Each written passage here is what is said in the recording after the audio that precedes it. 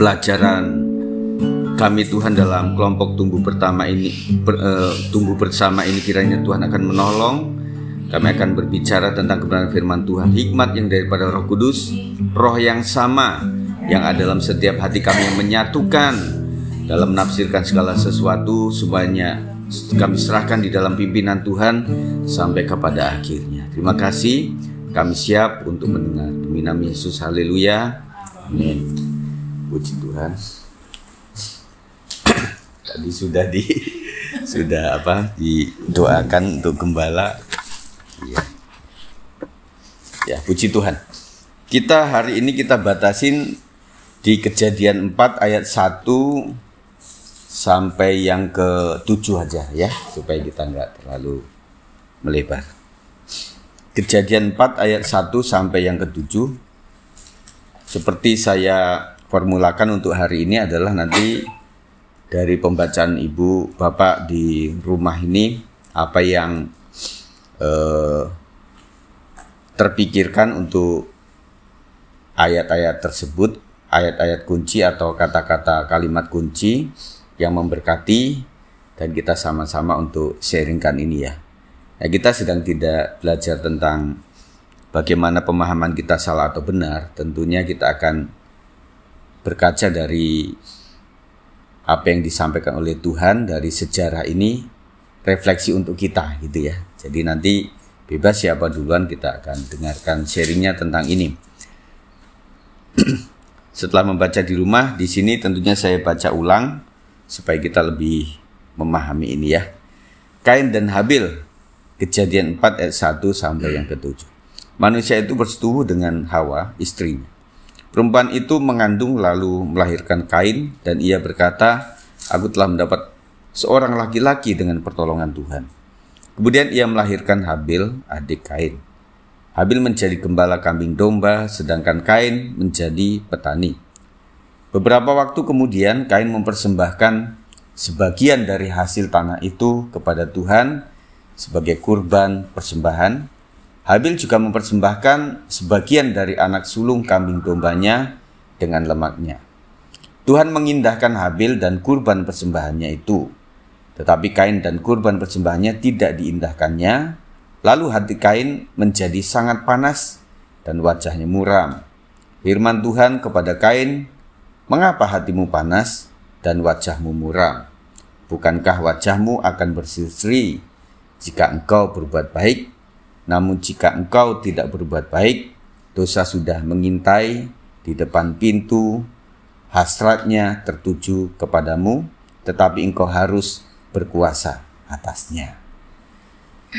Jadi kita akan menyoroti 1, 2, 3 itu latar belakang ya. Nah kemudian yang kita pengen refleksikan dari cerita ini adalah tentunya tokoh Kain dan Habil ini.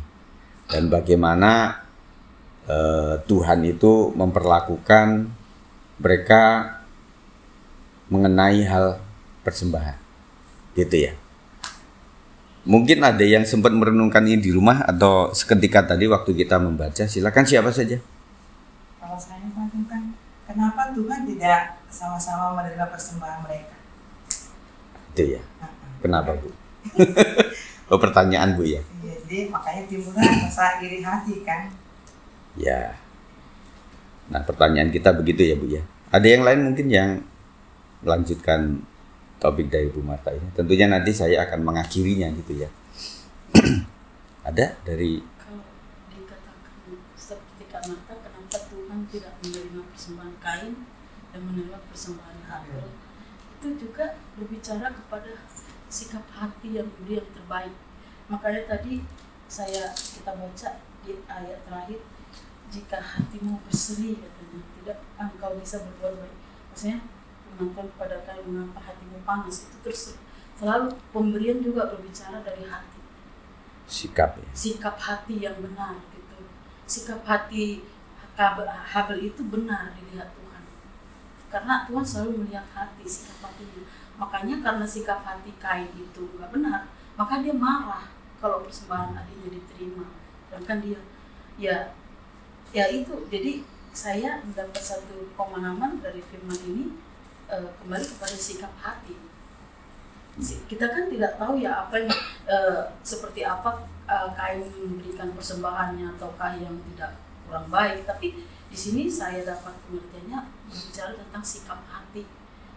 Jadi sikap hati yang benar untuk memberikan persembahan kepada Tuhan. Berarti sikap hati ini kan di ayat yang ke-7 berbicara sikap hati marahnya setelah terlihat Tuhan udah marah gitu ya.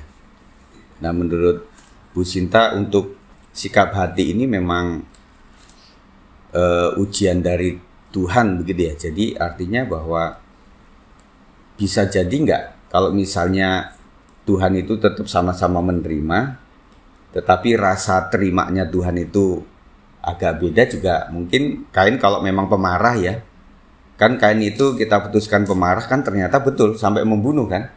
Nah, berarti kita berpikir seperti Bu Sinta berpikir, sebelumnya pun mungkin Kain ini juga sudah pencemburu, sudah arogan begitu sebagai kakak mungkin ya. Mungkin karena nggak diceritakan seperti itu. Dan saya pun juga berpikir, kan mempersembahkan sesuatu itu bahkan kalau di secara zaman dulu itu kan memang setiap hari ya. Ada pagi, ada siang, dan itu kan hari waktu itu mungkin Tuhan nolak. Nah, besoknya kan ada lagi atau minggu depannya ada.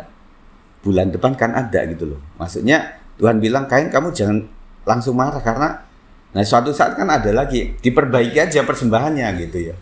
Nah kan langsung itu di ayat 8 nanti yang kita minggu depan ini langsung aja gitu. Dari bapak-bapak? Ini ya, kita kan manusia nih, punya hasrat gitu.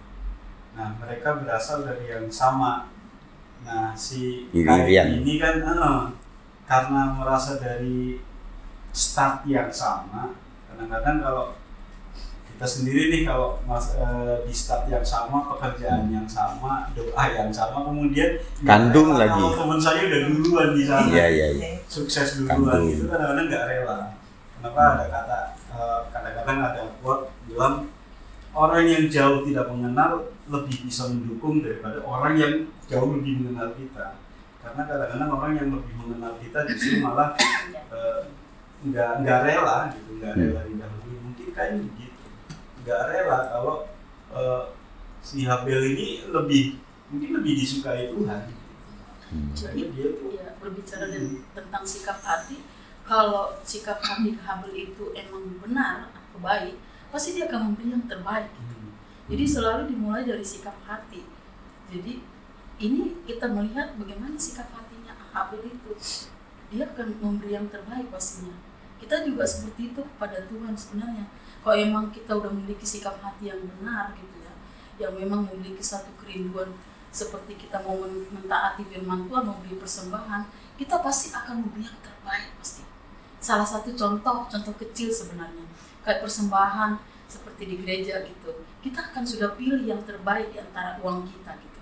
Kalau kita memiliki sikap hati, dan Tuhan tidak melihat pemberian itu tapi sikap hati tadi. Jadi sikap hati kita yang menentukan kita persembahan kita diterima atau seperti apa gitu. Kalau menurut saya. Karena memang ada ayat yang Tuhan tuh udah muak dengan persembahan-persembahan oleh karena hatinya tidak benar gitu ya. Di ayat yang lain begitu. Nah, pertanyaan selanjutnya ini yang firman Tuhan memang sudah dikatakan dalam ayat yang lain Perjanjian Baru itu, nggak mungkin seluruh histori itu tertulis dalam sebuah kitab, kan nggak mungkin. Nah ini kan dari 7 ke 8 ini kan sebuah, kenapa sih nggak ada satu komunikasi panjang? Iya, makanya Tuhan kenapa Kain lu nggak diterima tuh karena kayak gini, ini diterima kan, itu kan nggak ada. Nah itu kita jadinya mereka-reka gitu. Nah menurut Bapak Ibu Saudara ya, nah ini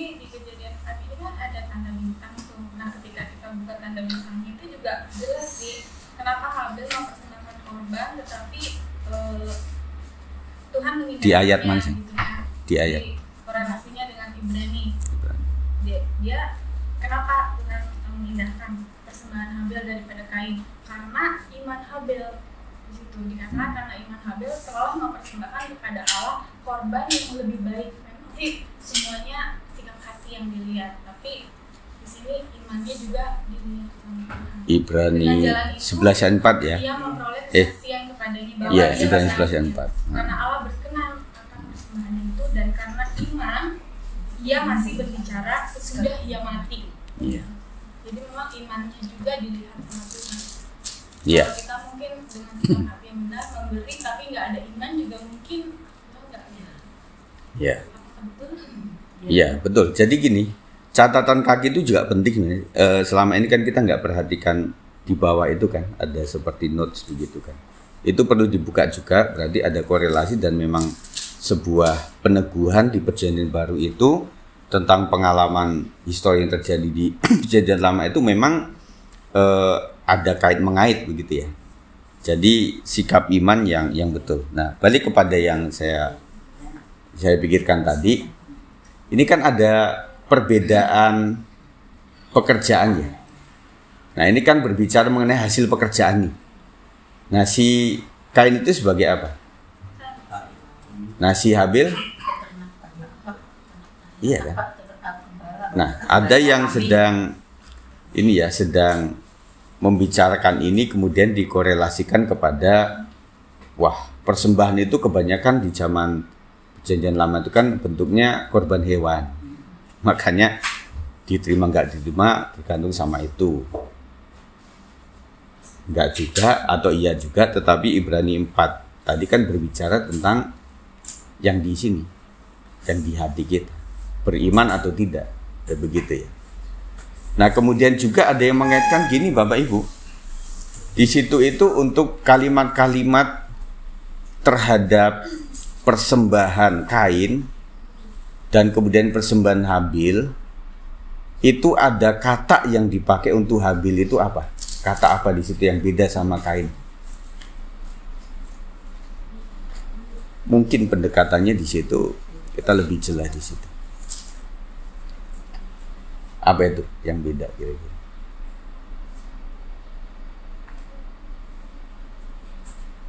Kalau kita sedang berbicara mengenai materi ya. Karena ada orang yang juga tidak percaya bahwa itu antara hasil bumi sama hewani. Ada yang membedakan itu dikaitkan dengan korban itu harus dipotong, disembelih, masa menyembelih kangkung, nah, gitu loh maksudnya. Dan benar, sembahan Habil itu anak sulung kambing domba yang belum umatnya. Itu yang beda ya. Itu yang beda, anak sulung kan. Emang Ya. itu yang dikehendaki Tuhan.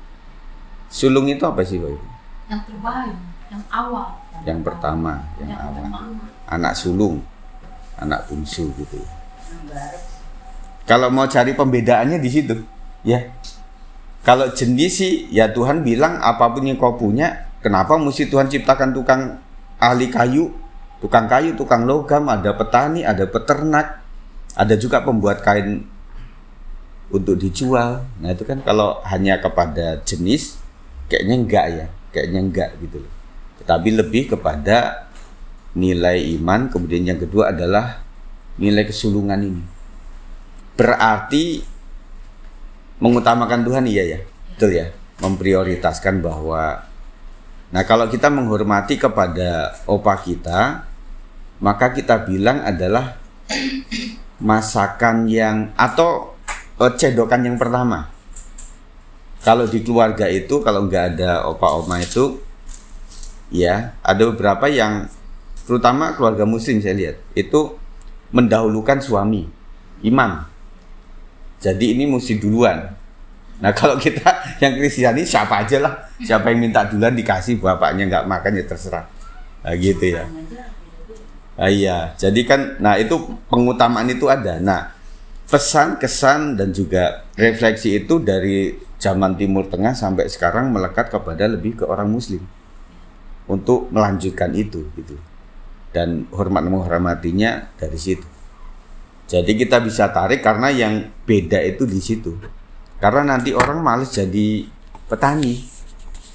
Wah nanti persembahannya lebih penjual hewan itu, mending piara kambing gitu yang lebih diterima. Itu nanti jadi salah juga, begitu ya. Nah kemudian jadi tentang prioritas pengutamaan kepada Tuhan itulah yang menjadi penting. Ada lagi mungkin yang didapat dari model persembahan ini? Saya kira melihat Kain itu bagaimana sih ya, punya kesabaran apa enggak. Tuhan melihat seperti itu. Karena sama-sama mempersembahkan, kalau dikatakan yang sulung, kain pun sebetulnya ingin mempersembahkan ya seperti apa yang dipersembahkan, tapi dia kan bentuknya berbeda. Ya kalau mungkin zaman-zaman sekarang nggak terlalu dipermasalahkan. Misalnya persembahan nggak terlalu ketara banget. Orang itu mau dengan segenap hati atau enggak, tapi kan sudah jadi kewajiban. Itu cuma sayangnya kain ini kurang sabar kayaknya, menjadi pemarah seperti itu. Kan diingatkan sama Tuhan, kenapa sih kok kamu marah? Cuma nggak diterima aja kok marah. Menurut saya gitu. Iya, ya itu tadi, karena memang Tuhan tidak berbicara lanjut, makanya kita bisa menafsirkan yang berbagai-bagai, dalam artian kalau sulung itu biasanya sebutan untuk kalau tumbuhan kayaknya gitu kan, tumbuhan yang sulung. Tetapi kalau dalam arti kata yang agak umum, sulung itu adalah yang pertama, yang utama.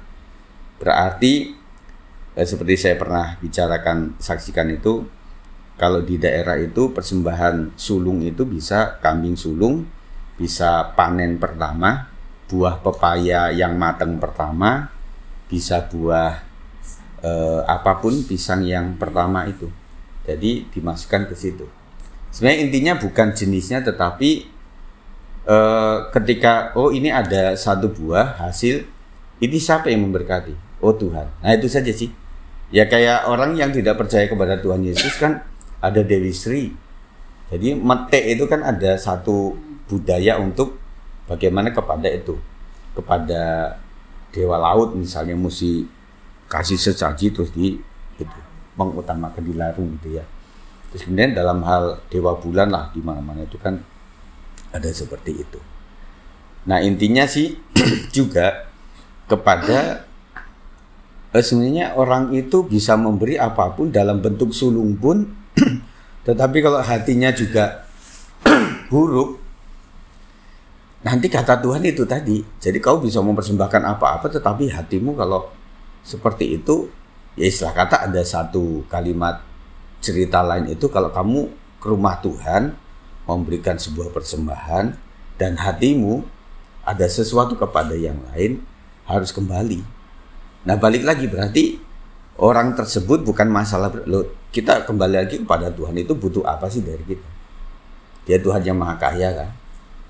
Termasuk kepada gereja lah. Ada orang itu yang mengaitkan gini, gereja kita kan udah gede yang di sana ya. Terus kemudian para pelayan Tuhan juga udah mobilan semua, istilah kata begitu. Nah ngapain kita kasih persembahan? Untuk apa? Nah masalah kita adalah bukan yang diberi itu adalah sebuah gereja besar atau kecil atau enggak. Memang ada sedikit tetapi enggak utama. Tetapi meskipun Tuhan itu maha kaya, tugas kita adalah bersyukur dengan apa yang kita punya, yang dari Dia gitu. Dan kita sepakat ya bahwa ini bukan jenisnya, bukan selalu kepada yang sulung atau seperti apa. Nah, waktu kami mempraktekkan yang utama ya kami juga sempat leset waktu itu. Waktu saya kan sudah sepakat dengan istri, gaji langsung kita pilah untuk persepuluhan waktu itu kan. Nah habis itu kan mikirin, aduh ini belum dibayar kan. Nah akhirnya emang diambil gitu.